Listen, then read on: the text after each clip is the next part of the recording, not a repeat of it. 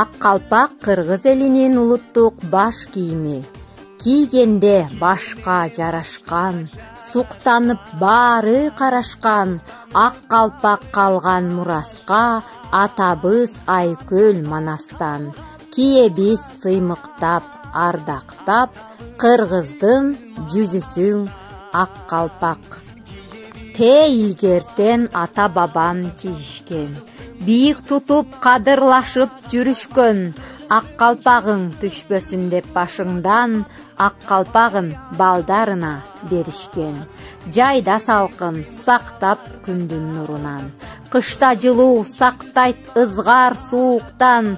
Жашка карап түркүн калпак кийишчү, айырмаланган тала чачык кыюудан.